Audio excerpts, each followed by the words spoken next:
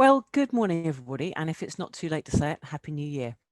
Thanks for joining our webinar on Brexit, What Next? After much speculation, the UK did indeed secure a deal with the EU 27 before the Brexit transition period officially ended on the 31st of December.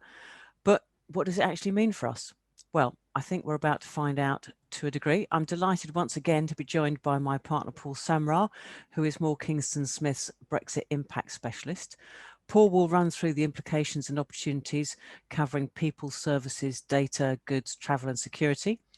And then Paul will be joined on a Q&A by our head of tax, Tim Stovold, as usual. Geraint Lewis, who's a VAT Specialist Director, who's very busy at the moment and will be joining us a little closer to the Q&A. And Richard Cummings, who is MD of our HR consultancy. My name's Mandy Merrin and I'm your chair for today. Questions can be posted in the Q&A function. Please make sure it's the Q&A function, not the chat, because it's quite difficult to spot them sometimes in the chat. Thank you to those who completed our poll and have submitted questions in advance.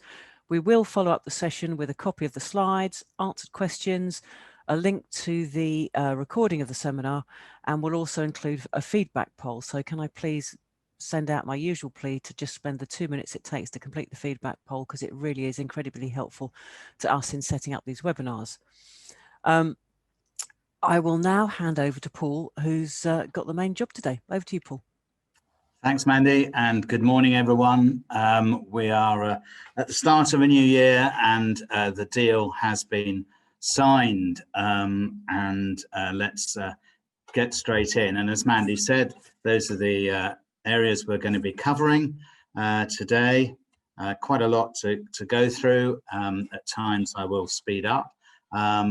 Now, the agreement, of course, was a Christmas Eve special, a present from Boris Johnson and the very elegant President of the European Commission, multilingual Ursula von der Leyen, went on television and confirmed that they had agreed a trade and cooperation agreement. And the foreword to this 1,246-page document recognises the need for an ambitious, wide-ranging and balanced economic partnership to ensure an open and secure market for businesses and their goods and services through addressing unjustified barriers to trade.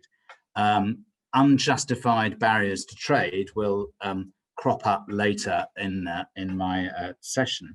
And of course, it's not often that businesses are required to adapt a new trading model at just a few days' notice. So whilst we had the very elegant Ursula speaking, we then followed up by the less than elegant Boris Johnson talking in slight riddles about what had been agreed. Let's press on. So the top down, effectively the EU 27, which it now is, and the UK will set up a joint partnership council, and it's co-chaired. Discussions are binding, and they will cover various committees. If you're wondering what Sanitary one is, it covers quarantine and biosecurity. Those are the working groups and committees that have been set up to discuss any potential conflicts or issues. There's no role for the European Court of Justice, except on Northern Ireland, more on that later. And guess what? There's an automatic review of the deal every 5 years. So book a date in your diary, 5 years time, MKS webinar will launch. So we're going to just quickly whiz through people, because I covered that largely in the webinar we did just before Christmas, and nothing has changed from what was originally put forward. The key date, 31st December, just gone, New Year's Eve. You need to have arrived in the UK by then to be able to apply for either settled status if you've been here 5 years, or working your way up to settled status, then you can apply for pre-settled status. and 31st December was the key date. So the application for either settled or pre-settled status must be in by the 30th of June, so the clock is ticking. And for employers looking to recruit from outside the UK, maybe now with unemployment steeply on the rise, it won't be necessary as it might otherwise have been. The new system is now in place. It's a points-based immigration system, which effectively governs whether or not you can recruit an individual from overseas. And I stress overseas, it's not just the EU, of course. Various criteria, minimum salary threshold, points for qualification and skilled at English language. Certainly, you need to register as a licensed sponsor to be able to recruit someone from overseas. And some practical steps to take if you have EU workforce or any members of staff that are EU citizens. Just check that they have got in mind that they are applying for settled or pre-settled status, and just remember that date of the 30th of June. In terms of checking contracts of employment, would be a good idea to just make sure that you've got in there conditionality on working, that they have the right to work. It's not an instantly dismissible offence, as I'm sure Richard will join in later and confirm, but it's just good protection to have in your contracts of employment. Just consider your talent pipeline, and reinforces the need, if we talk about opportunities that Brexit has given, the idea that you invest heavily in training to get your staff to move forward and retain staff to avoid having to go out worldwide is quite an important point. So you may not necessarily need to become a licensed sponsor with the Home Office to recruit from overseas. And now we come on to returning from the EU to live in the UK. And this doesn't just affect EU citizens coming and working and living in the UK, it actually applies the other way. You may have read that actually owners of second homes in Spain, for example, can no longer come and go as they please. 3 months out of 6 is the permitted limit, or 90 days in 180, 3 out of 6. And UK citizens married to an EU citizen can return to the UK before next March, March 22. Otherwise, after that, they will need to apply for a visa. So UK citizens actually applying for a visa to bring their EU spouse into the UK. Interesting. Couldn't make it up, really. And students have been hit. You'll have heard, I'm sure, that the Erasmus scheme is being replaced. UK is no longer participating in that programme, although Northern Ireland students will continue to be part of it. So, you know, if you've got relatives in Northern Ireland, they'll be delighted that they're able to continue to participate. The Turing scheme is going to be launched, and that will take its place with effect from September. And obviously, students will need to address the new immigration regulations. Travel, and this affects all of us, whether you're going on business to the EU or a holiday. 6 months validity on your passport, and there is no automatic right for UK citizens to live and work in the EU, as we've said. There are certain permitted business activities, it's quite an extensive list, which are visa-free, but only for if you're spending less than 90 days in 180.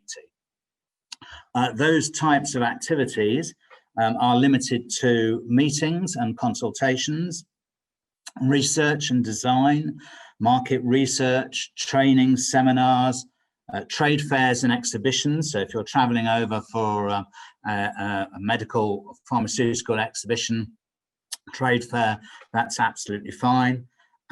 Sales, so you can take orders or negotiate sales, or entering into an agreement is fine. Purchasing goods or services, and tourism, tourism personnel, tour operators and guides are allowed. Those professionals whose activities fall outside those permitted in the agreement are unlikely to benefit from a visa-free business trip. And also individual member states may impose additional requirements. For example, Austria apparently requires a work permit for market research. Don't know why, but that's Austria's requirement. So lots to look out for on business activities. And I think it's incumbent on an employer to keep a log of who's traveling when and where and for how long, just so that you are aware. And obviously anyone traveling should have all their documents readily to hand, so that if questioned at their destination, they can actually prove that they've got a return ticket, their accommodation, and what they're traveling for.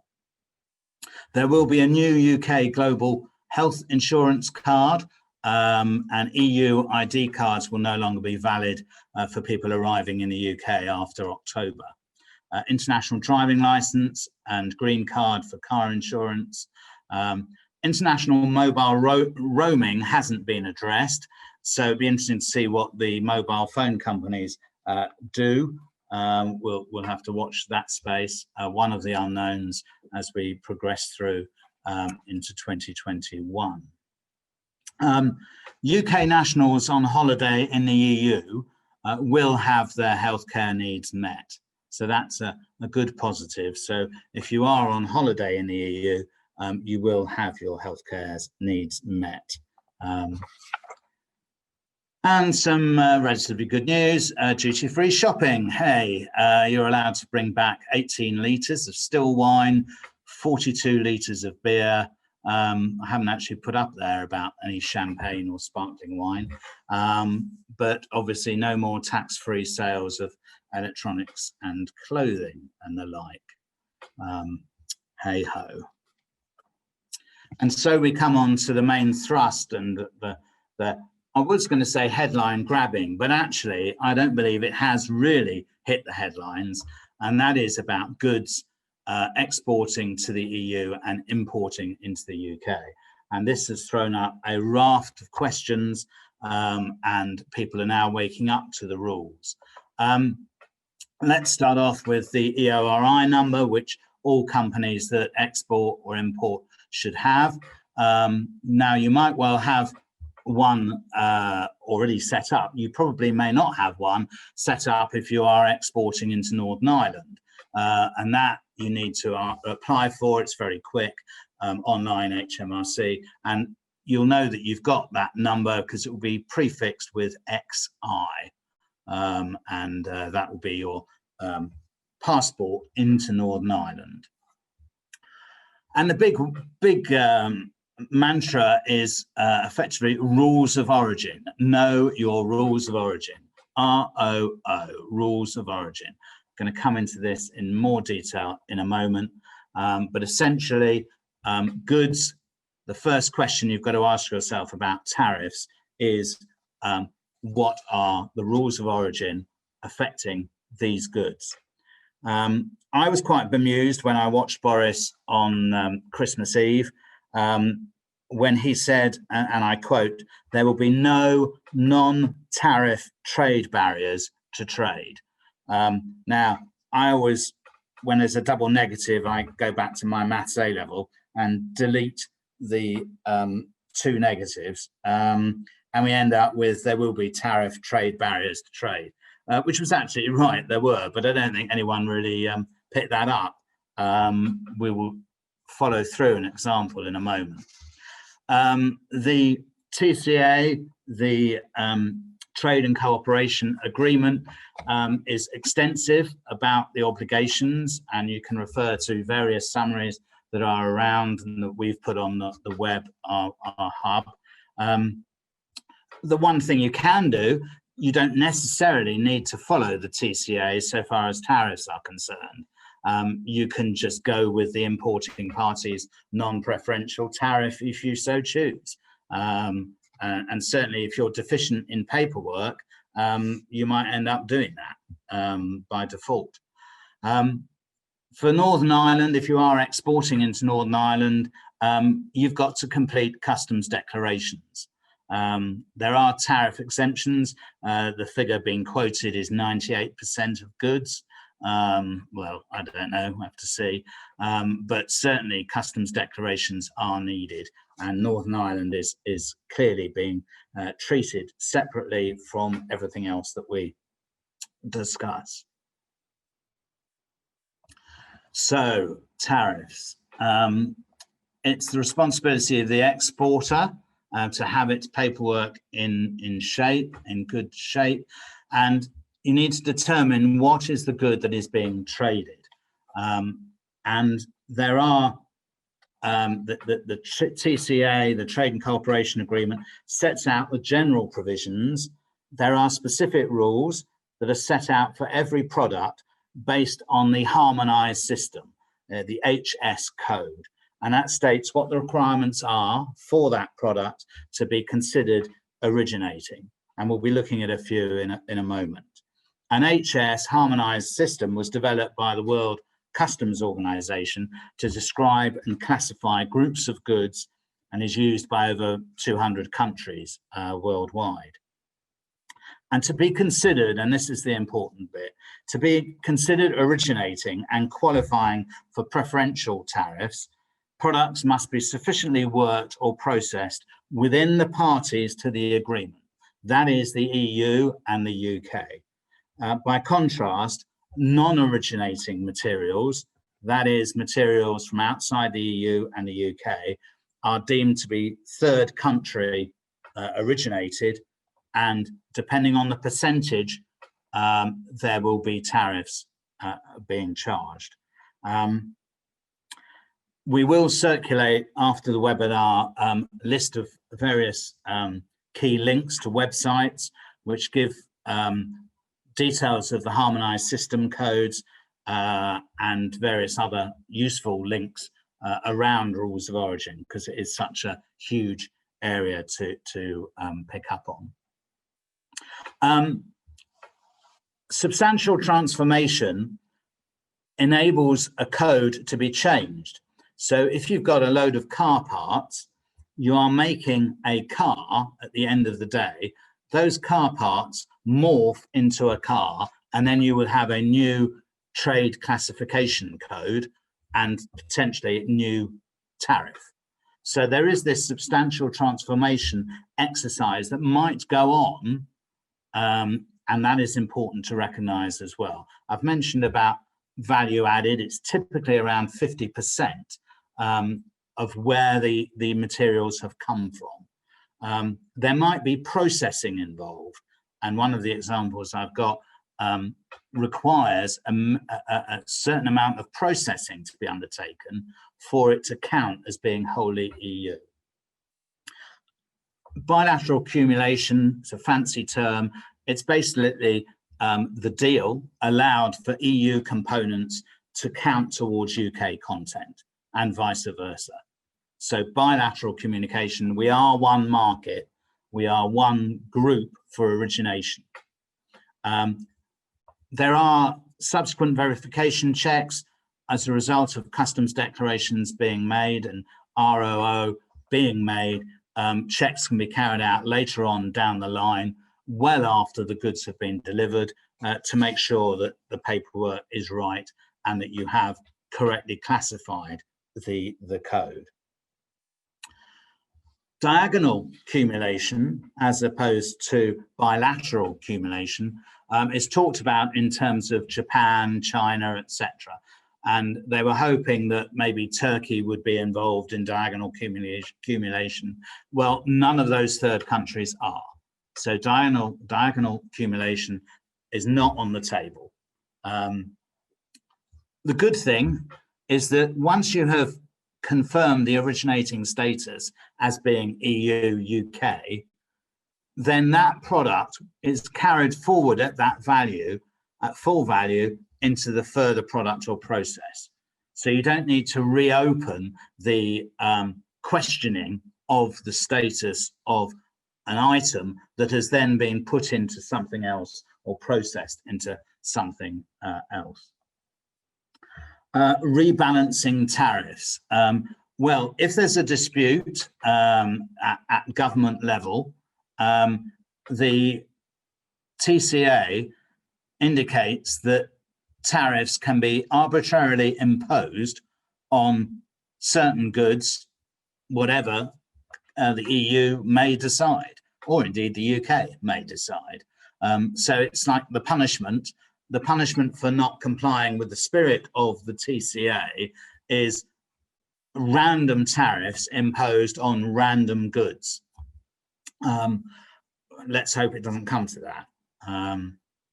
But you can see fishing wars, for example, if that builds again, the knock-on effect could quite easily be tariffs being imposed on tables and chairs, for example. No link at all, but it's there, the threat is there. So let's just deal with some examples. Got 3 examples here, chopped tomatoes, a diesel engine and a wooden desk.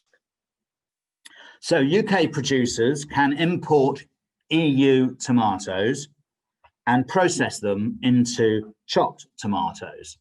And the rule here, that's the HS code 200290. There's further numbers, but that's the summarized code.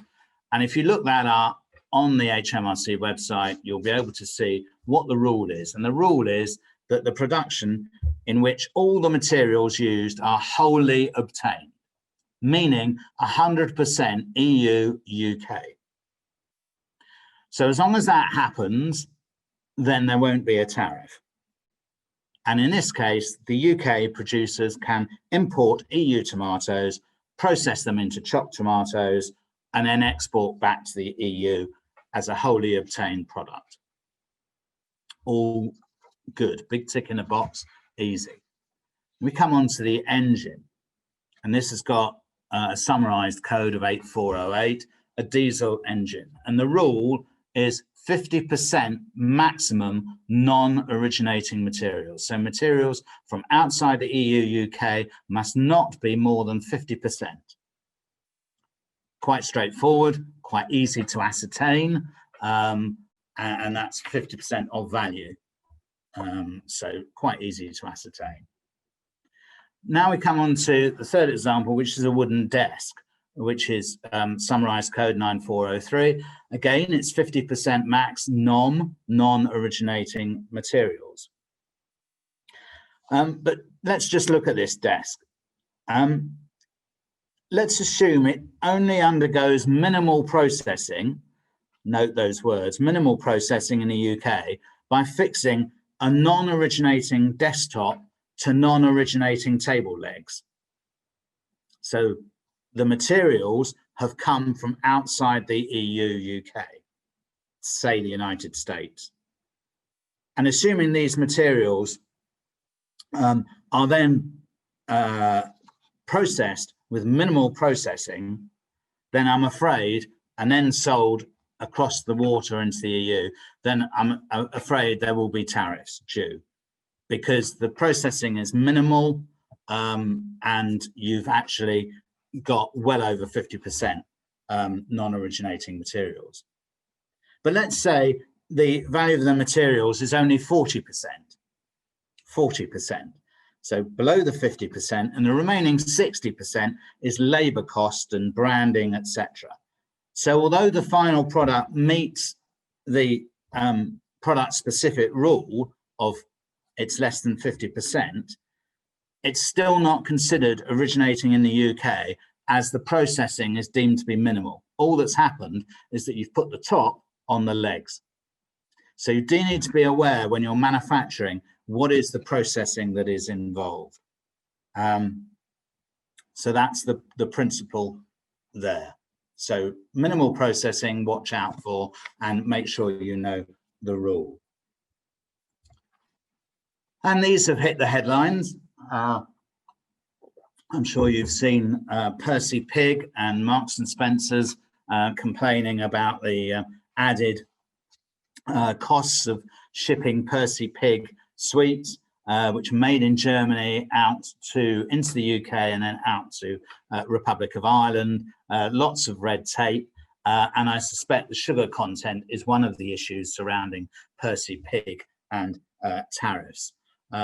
Labeling and health and safety labeling is also, you've got to have multi-language labeling as well on these. So look at the ingredients, look at the HS code, and make sure you're happy with that. You can get advance or confirmation, it won't be advanced anymore now, from approval for the code, which is valid for 3 years, and that's on the HMRC website as well. But I suspect they've been inundated with requests for confirmation, affirmation of the right code to be used. But other consequences that have hit the headlines, and you may have heard, ham sandwiches have been confiscated from lorry drivers arriving in Europe because products of an animal origin are not allowed into the EU, meat and dairy. Deliveries to Northern Ireland have been suspended in some instances because there were no customs declarations supplied, as I mentioned. Although customs declarations have been waived until April on small value £135 parcels.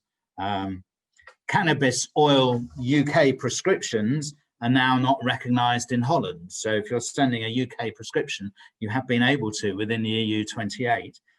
That's now no longer permitted. And Scottish seafood, you've probably seen the pictures on the news of seafood being thrown away. Obviously, seafood has a limited life, and the excessive delays caused by the time to source, export, and exporting health certificates. So there are delays happening. We are hearing of delays at ports. More on that in a moment. So a quick tariff example. The Incoterm, and again, we've got some detail on Incoterms in a moment. You need to assess the value, the cost, insurance and freight value. Goods, insurance and freight there, €4,000. And the tariff, say, was 5%.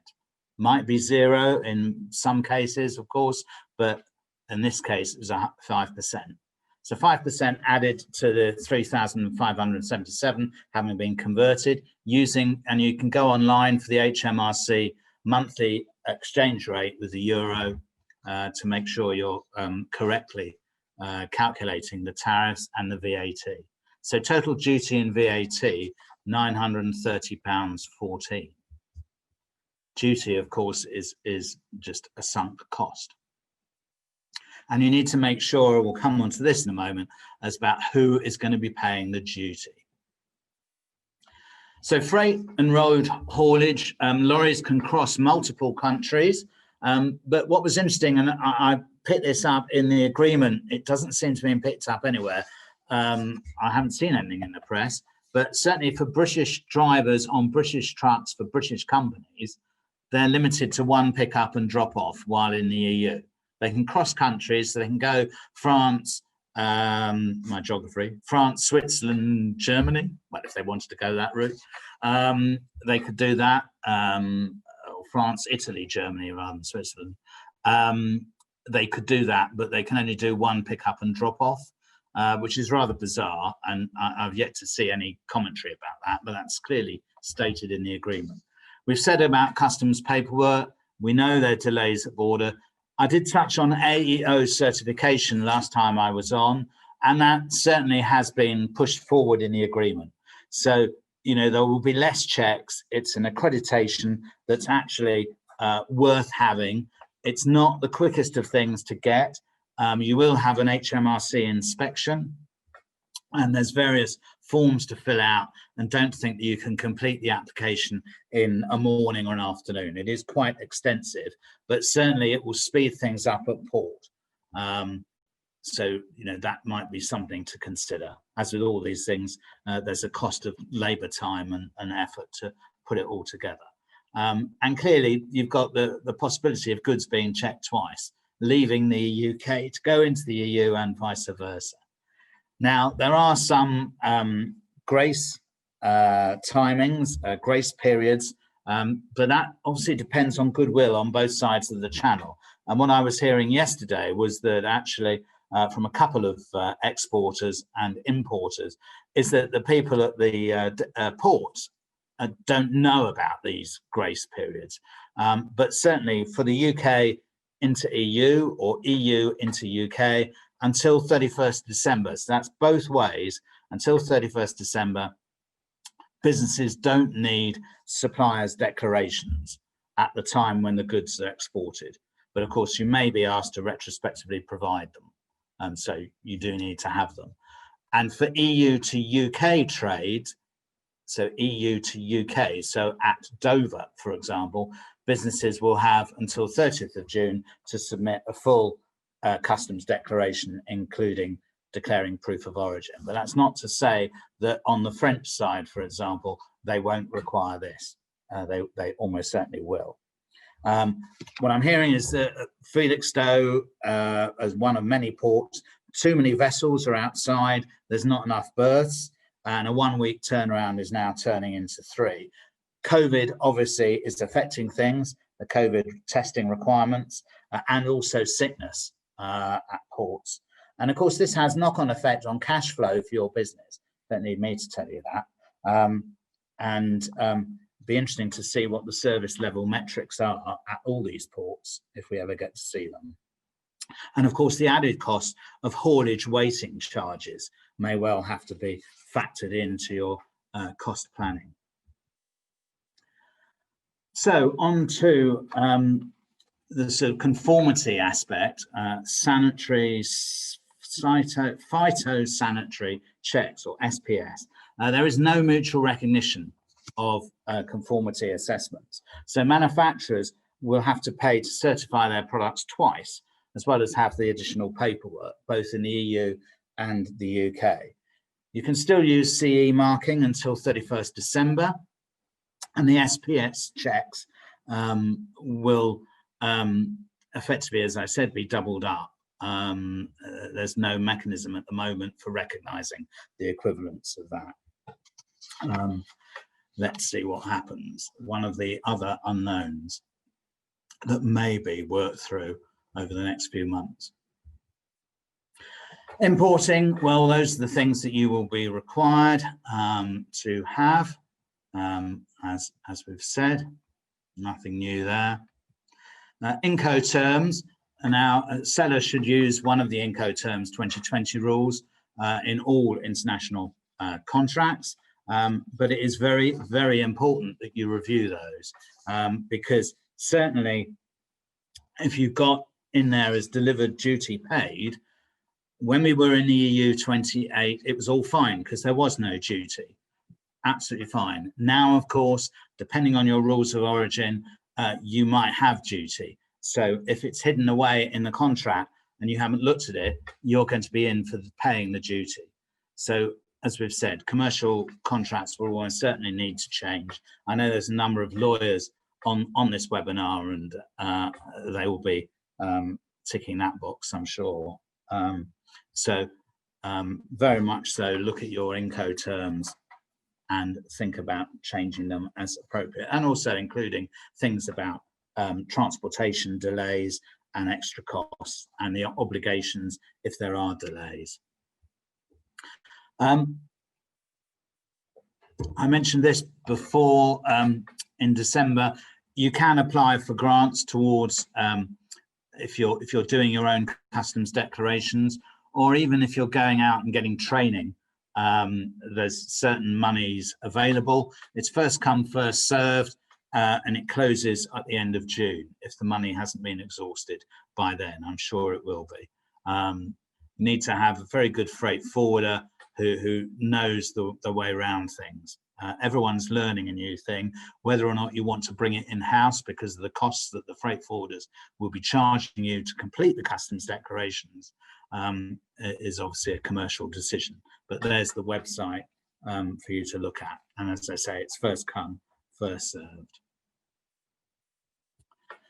Okay, withholding taxes, and Mark Fielden, our corporate tax partner, was on here last December as well, and he was indicating that this was going to be flagged, and certainly there has been no comment in the agreement about withholding taxes. So the issue is that pre-31st December last year, there was an automatic exemption from withholding taxes. So if you had a subsidiary or a holding company, any payments made from them, from the EU 27 into the UK, automatic exemption from withholding taxes, and vice versa. Well, unfortunately, with dividends, interest and royalties, so far as the TCA is concerned, there's been no comment about that. And so it would effectively defer to the double taxation agreements of each state. And their legislation may well change going forward. So reference needs to be made to the respective double tax agreements. So not so straightforward anymore, and something to discuss with your accountants, mainly us, hopefully.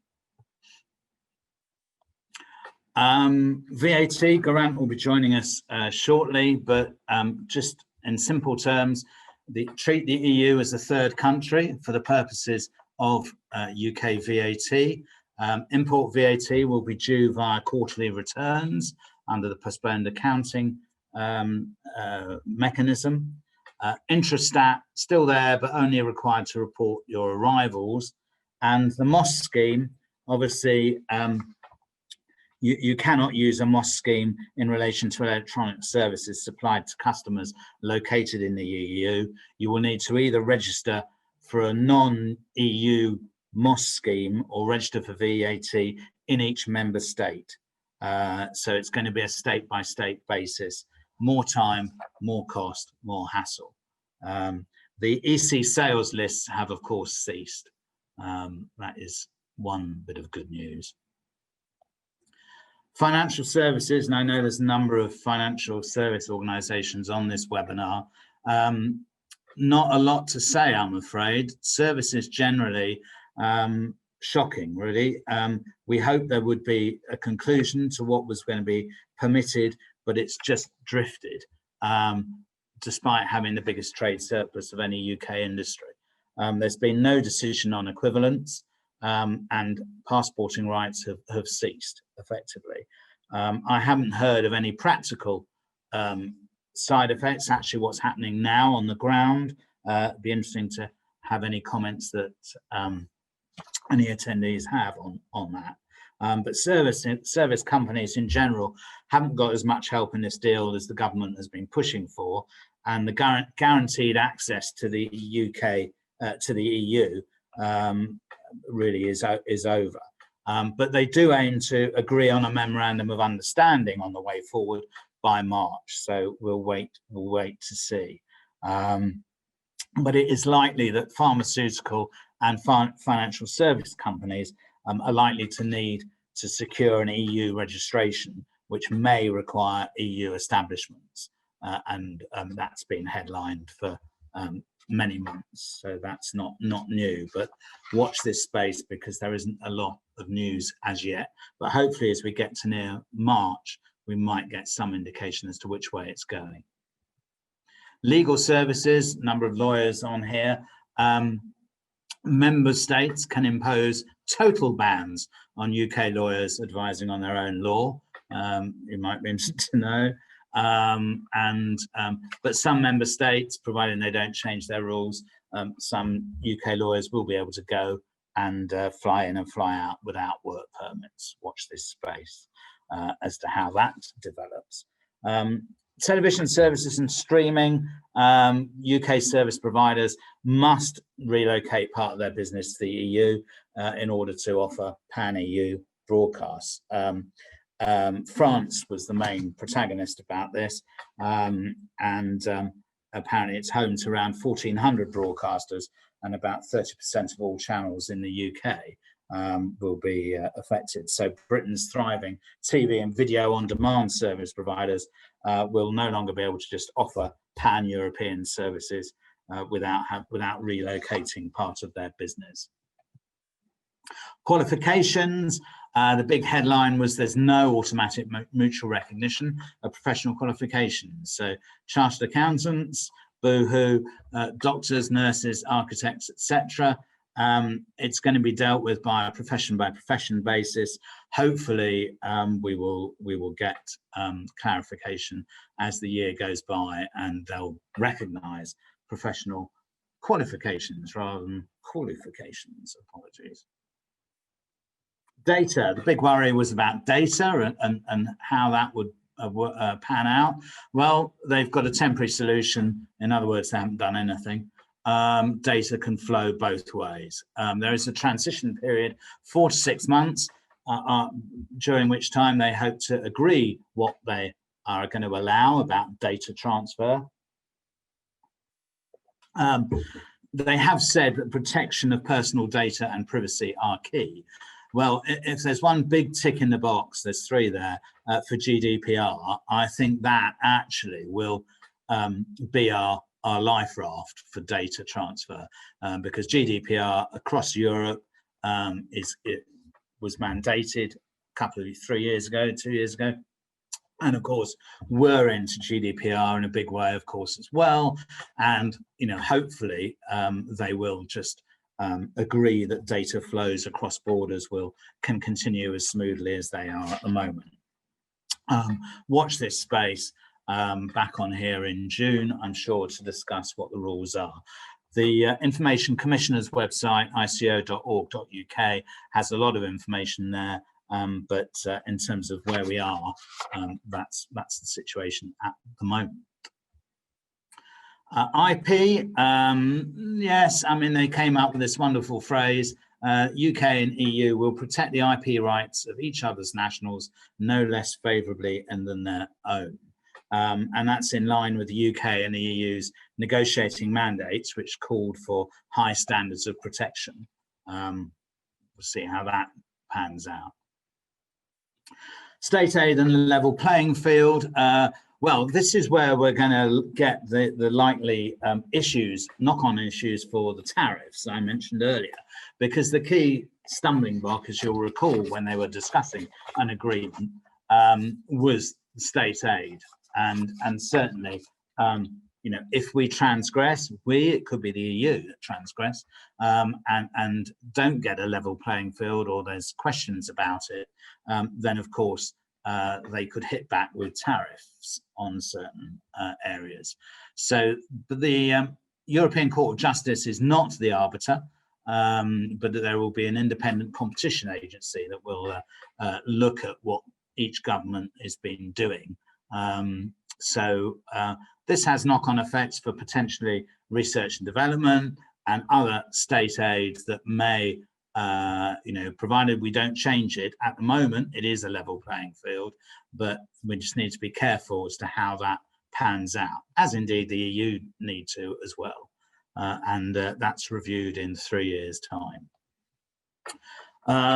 And there we are. There is that dispute resolution I said about the Joint Partnership Council, and the dispute mechanism can be triggered if there's a negative impact on either side. And that dispute mechanism that will be binding, the arbitration will be binding. So watch this space again. ECG, as I said, has no jurisdiction over anything to do with the GB, but it will have over Northern Ireland, which, as I indicated, has a special status under the terms of the Brexit agreement. So Northern Ireland will remain subject to the EU single market and customs union rules, which means the European Court is the highest authority for disputes around there. There we go. Security, well, there's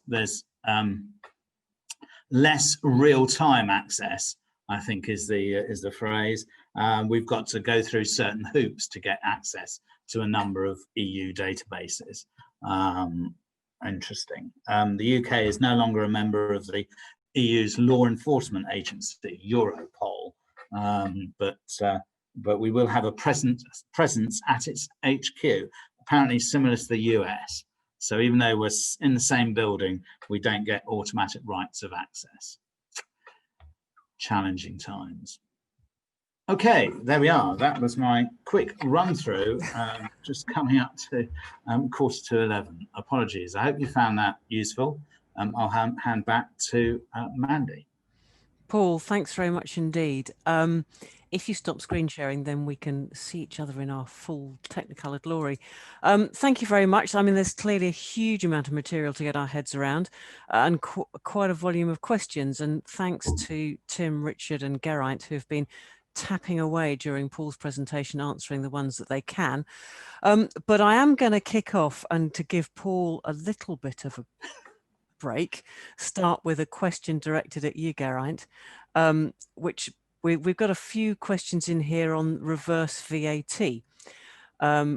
So one of them says I'll just give you them both. One of them says we're a marketing company that uses the VAT reverse charge system, i.e. including a client's VAT number on our invoice so as not to charge VAT. Is this still in place so that VAT is not charged to B2B EU clients? And then a little bit later on, is there any change of VAT reverse charge regarding receiving services from an EU country? If you could just give us your thoughts around that, Geraint, that'd be great. By and large, B2B services are not going to be impacted very much by Brexit. Both the EU customers and the UK customers, respectively, will typically continue to account for the VAT under the reverse charge procedures. The major difference will be that UK businesses invoicing business customers in the EU will no longer be required to quote their EU VAT number, and the reverse for EU suppliers invoicing UK customers, they will no longer require the UK VAT number. I suspect in practice, quite a lot of people will retain that information on their invoicing for a period of time for commercial reasons or just because the templates are already in place, etc. There are two things to note, however. One, in July, we will see the introduction of a new system called OSS, the one-stop shop in the EU. Will expand the scope of the current mini one-stop shop, the MOS scheme, and will include certain services which will require UK providers to register. At the moment, it's unclear as to the extent to which this will just cover B2C services or whether it will also cover B2B services, or certainly some B2B services. The other issue which is emerging at the moment is, and this is where it gets slightly odd, there is a provision under EU law for member states to adopt as an anti-avoidance measure a use and enjoyment test on the provision of certain services, and that can either be in relation to all services provided of a certain type, so advertising or consultancy, for example, or simply in relation to B2C services. Now, it's actually quite hard to find out who's actually implemented this anti-avoidance provision, and if so, how. Historically, they don't seem to have been policed very well, but there is a possibility that certain providers of consultancy services, for example, may well have obligations to register in a few EU countries who have adopted those provisions. Brilliant. Thank you, Geraint. I don't know if this is a question for you. I think it might be. The economic operator identification number. Yep. I've been waiting 8 days for a number, so not quick. Is there any way of speeding that up? Is that a UK or an XI number? XI. That doesn't surprise me at all, and no. Okay, bad luck. Sorry about that. Okay. a movement of goods question, which I think is probably for you, Paul, but let's redirect it if not. The TCA mentions an unprecedented agreement with regards to the freedom of movement of goods. What happens with goods which entered the UK before and after the 31st of December, especially if they're not of UK origin when goods are moved into the EU? Well, certainly, if you are moving goods into the EU, then it doesn't matter what the history is on those goods. It's what the state of play is in respect of what you are shipping across. So look up the HS code and make sure you satisfy the NOM. Otherwise, there will be tariffs. So it is what the state of play is now as to what fully manufactured item you've got. That's what you need to check. Okay, thanks, Paul. Here's an interesting one. Although our business is a service business rather than a goods provider, we very occasionally may send an item to a client, a product or a mock-up. Would we be required to set up as an exporter to continue to do this? Yes. Okay. Thank you. That's a pain. What's the classification of lorries and are vans exempt regarding pickups and drop-offs? That's an interesting one. I haven't seen the definition of that. And as I said in my presentation, I haven't heard any commentary about this one-stop delivery for a UK shipper for a delivery company. So I'll have to look at that and come back to you. There is a WTO protocol on delivery vehicles, which basically takes you back to vehicle classifications and looks at, is this a vehicle primarily designed for the carriage of goods or primarily designed for the carriage of passengers? So you're basically counting seats. Okay. I think, but the question I took to be was about whether or not the delivery companies can. Is there a difference between vans and lorries in terms of being able to access? Yeah, rather than the actual selling of vans or lorries. I don't know. Anyway, I'm assuming it's that way. I took it the way you took it, but well, we if people still have questions on that, please come back to us and we can engage in a dialogue directly. And as I said at the outset, we will, to the extent that we can answer them, answer questions in a follow-up to this. Just time for a couple more. I'll try and wrap us up at 11 o'clock. Oh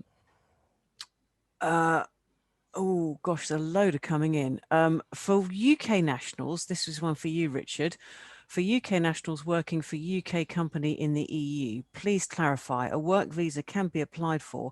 However, was this restricted to 90 days within the 180-day period, or can it be for longer if required? No, you don't need the visa if it's 90 days within the 180. If you exceed the 90 days in the 180, then you're going to have to apply for a visa. Okay. So yes, that's pretty clear. Tim, I think this might be a good one for you. How do I set up a low-cost company presence in the EU as a subsidiary or branch for manufacturing in the EU? Well, I'll choose the location not by cost, but by where you need to be for your business. But you can do it. There was a big rush to set up Irish subsidiaries, or Netherlands had some attraction as well in the run up to Brexit, with fear that you wouldn't be able to do it afterwards. As far as I know, there's no barrier to setting up subsidiaries now. So choose a location based on where it needs to be for your business, or set up a subsidiary, and you may find then that your European customers prefer to deal with that, because it avoids them having to deal with all of the rules of origin stuff and tariffs and everything else. So you're effectively taking all that admin on the chin and giving your customers an easier time, which might be the right thing to do. Thanks, Tim. Question here: what tariffs might, I think this is for you, Paul, what tariffs might apply to software and IT services delivered in the EU by a British company? Well, services don't come under the tariff regime. Effectively, it's just about whether under trading rules you can deliver services, which you can, because you're not doing it as a qualified professional and come under those rules. So it's absolutely fine. Services are fine to continue. Okay. And there's no customs declarations or anything like that. There's no paperwork regarding that. The issue in the IT world is often that goods are provided as part of a larger contract. So you've got an obligation to provide, so you're providing, I don't know, a new video conferencing software. And as part of that, you will also deliver the hardware. So the services are not subject to duty, but the hardware is. Now, most items of IT equipment are duty free. So they won't typically be of UK or EU origin, but they will, generally speaking, be duty free. There are some complications around licensing because a lot of this stuff bizarrely has potential alternative uses in sensitive fields of defense and all the rest of it. So there is often licensing requirements you need, but by and large, most IT equipment is zero duty. Okay, lovely. Thank you both. Paul, you mentioned Northern Ireland earlier. Got a question here. We've been told export and import declaration are needed for Southern Ireland, but Northern Ireland doesn't need a declaration, but registration on TSS portal. Can you please confirm? I honestly don't know. I would need to check and come Okay. back. Well, as I said, we can follow up on some of the questions that we can't instantly answer. It's all new ground for all of us, really. Is it possible for non-UKCA marked products, CE marked instead, to continue to transfer to end users after the 31st of December 21? Yes, the CE mark. Let me find that question. Oh, sorry, it's in answered. Last one, in answered. Right. Okay.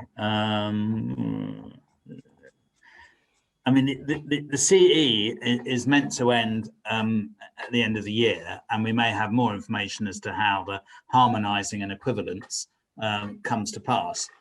So we'll see where we are on that. But for now, you know, it's sufficient to accept and will be accepted the CE marking. Okay, thanks, Paul. Another one for you, Geraint. Can you explain deferred VAT for purchasing goods for sampling or manufacturing? What's the paperwork and where do I find this? I'd need to understand. So is this goods coming into the UK to be sampled and manufactured in the UK, or goods going the other way? I think that's going to depend. I'm happy to talk to whoever raised that point separately. Yeah, okay. It's going to depend on the details of the transaction. Okay, well, if you can maybe follow up with us, and Geraint can pick that up with a little bit more information. We've got 2 minutes left, so I'm going to finish with one final question on media. A German media supplier from whom we buy space in their magazine and on their website is saying they can no longer supply this service. They say they won't be registering as required for VAT in the UK. So unless we provide a billing and shipping address in an EU country, they can no longer provide the service. Is this correct? Sorry, I was trying to sort something else out. What was the question? It's basically a media buyer, a German media owner, Yep. from whom we buy space and space in their magazine and on their website, says they're no longer going to supply the service because they won't register as required for VAT in the UK. So unless we provide a billing and shipping address in an EU country, they can no longer provide the service. True or false? Well, whether they choose to provide the service or not is a commercial matter for them. I don't think if they're providing space in a media platform in Germany that they would be required to register for UK VAT. There is a question about whether or not that is one of the services which falls into the use and enjoyment provisions I was talking about before. But this is a pretty common thing we are seeing with providers believing, rightly or wrongly, that this requires them to register for UK VAT and are simply saying we will not do it for business purposes. Yeah, I think that is going to be a problem, and probably it's something that will need to be addressed by someone somewhere somehow. Listen, it's now, we're coming up to 11. We've overrun by a little bit, but we've got so many questions. I thought it was just right to roll on. There's clearly a huge amount of information we've all got to absorb. We will, to the best of our abilities, follow up with answers to questions. A copy of the webinar and a copy of the slides and some direct links to some of the resources which Paul mentioned. A huge thanks particularly to Paul, who's got his head around what is quite a huge subject, Geraint, Tim and Richard for joining us and helping us steer this. And thank you very much to you for joining us today. Our next webinar is, and frankly, I think we'll need it after this, on well-being in 2 weeks' time. So in the meantime, stay safe and I hope to see you in 2 weeks. Bye for now.